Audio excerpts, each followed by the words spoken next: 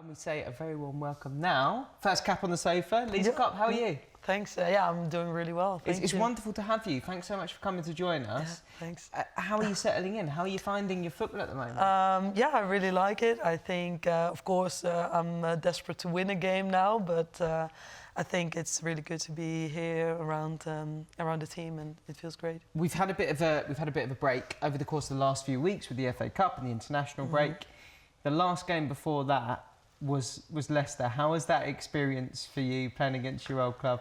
I think it's funny because the first game I had to play here was against Leicester, and I was nervous because it feels weird because it was like a week ago that I was training with them, and now it took a bit longer before we played again. But I was more like I was more nervous about playing this game, but also very excited. So I thought the second time was because even you had more time. You were more nervous. nervous. I think so. Right. Maybe because it was away as well, playing in the stadium there, and like I think that's also different. You go to the other changing room and all that kind of stuff. So I think for me it felt so different, but I think it was nice. Of course, I wanted to win, and we played a draw. But yeah, I always think it must be difficult for players making the move in winter.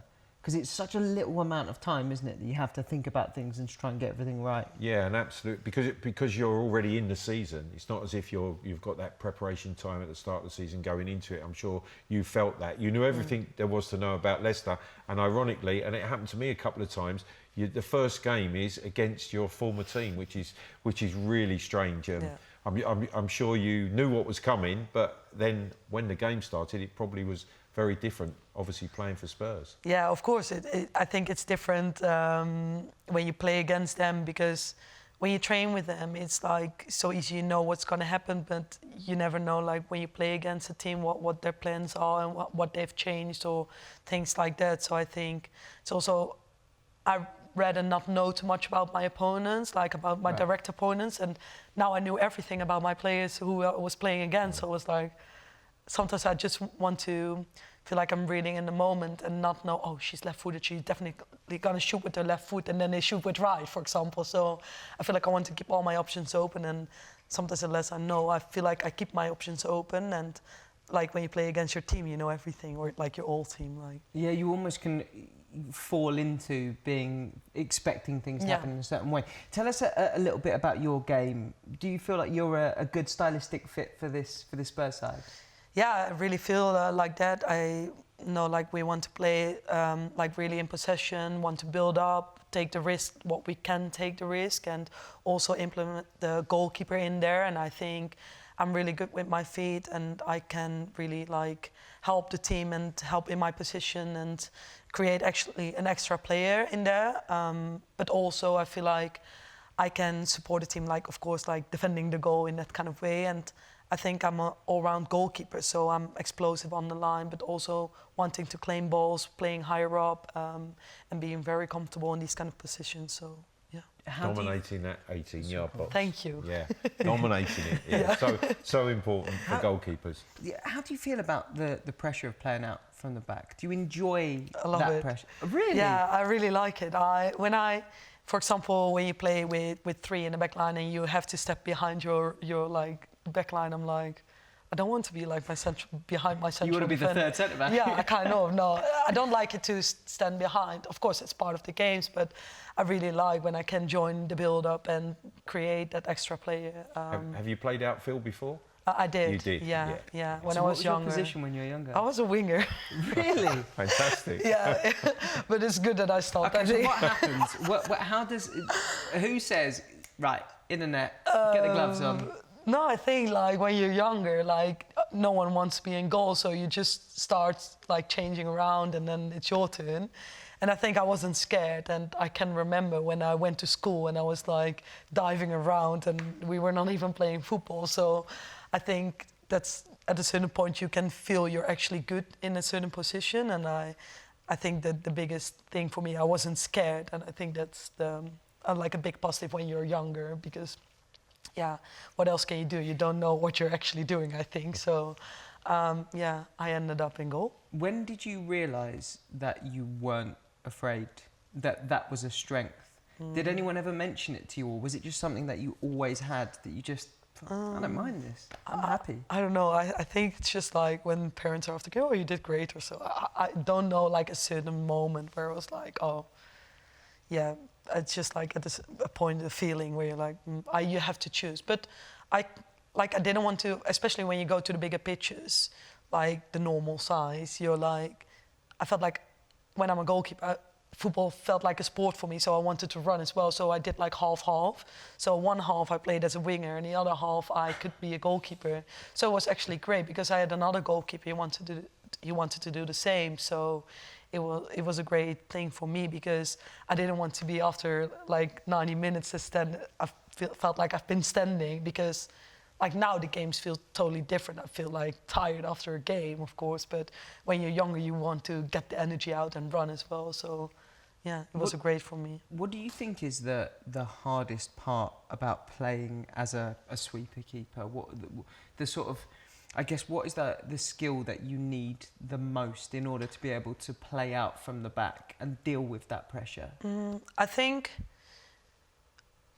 you cannot take the risk like an outfield player can be because eventually like I'm the lowest player on the pitch. Like I cannot take the risk. Sometimes you see the passes, but you need to be smart and think like, okay, what risk can I take and what risk I can't. And I think that's the hardest part. But also like in possession, you need to be very relaxed, and because when you're relaxed, you play the best passes. But at a certain point, you need to, for example, your central defender, whatever, loses the ball. You have to recover really fast and be like thinking, okay, how am I going to defend the goal and be like actually very explosive? Like it's a different kind of thing. It's like from being very relaxed and being like have all the bigger picture in your head to like, oh, how am I actually going to save this ball and go back to the defending part?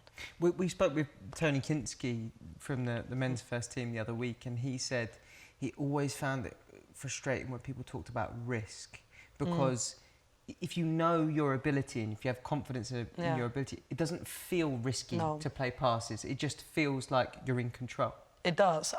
I totally agree because after a game you could be like, people would say it's a risky pass, but when you're in that position, you're like, I totally felt like I could. Like I think that's the whole thing. So I totally agree. When you're on the pitch, it doesn't feel like a risk because you see the picture, you're like, I can play this pass. But when you watch it back, sometimes you're like, I can imagine people say it's a risk. So I think when you're on there, you feel so comfortable being there and playing that pass, and you make that decision. You've played with some unbelievable goalkeepers. Do you feel like they had a different mentality, they had a different way of thinking about the game, the goalkeepers that you played with? Yeah, they did, but nearly every goalkeeper that I played with wanted to come and play out on field, and they did. They joined in training sessions, you join in outfield, and I think that's important, especially in the roles that goalkeepers have these days, that they have to be able to deal with the ball with their feet, they have to see those pictures and execute those passes, and it's something that you develop, but you have to have confidence in your own ability. Yeah, for sure.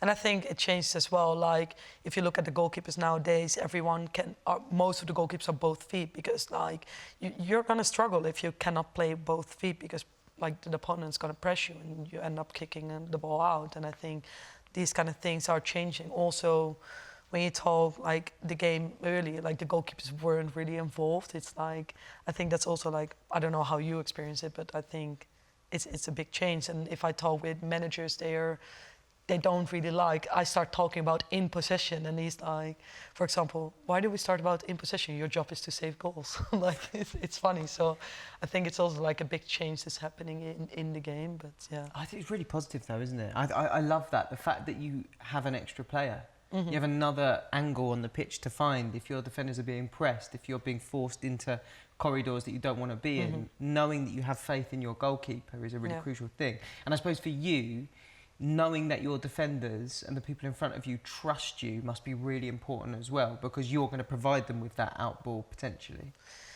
Yeah, of course, but I think it's the most important thing to trust the players around you. They trust me, I trust them, and if you don't, like, I think you're in the wrong spot. Like, yeah.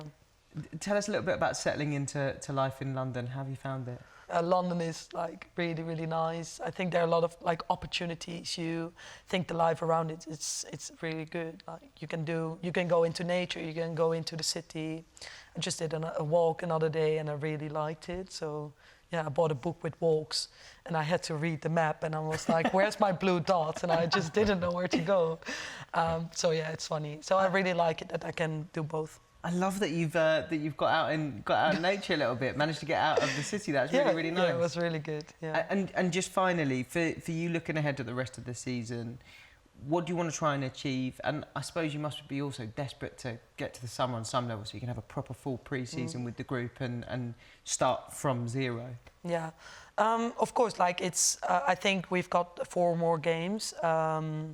And I think it's so important to where we've been working on. I think we've had a hard time now, and I think it's time to get the results out of where we've been working on. And I think even though it's the end of the season, and like we still got things to play for ourselves, and maybe not for prizes or these kind of things, but definitely for ourselves. And I think that's what needs to keep us motivated to actually achieve these things and win the games. And I think that's really important. So I think once we achieve the things where we've been working on, I think then we'll feel like, oh, it's been, of course, it's not been like the season what we've wanted, but if you look at like the table, we're still so close. So I feel like in the midsection, everything is still possible, especially with who we play against. And of course, like to start a new season, it's nice, but first this season, the Euros will come, and like, yeah, I think that's the most important thing, and then that's it.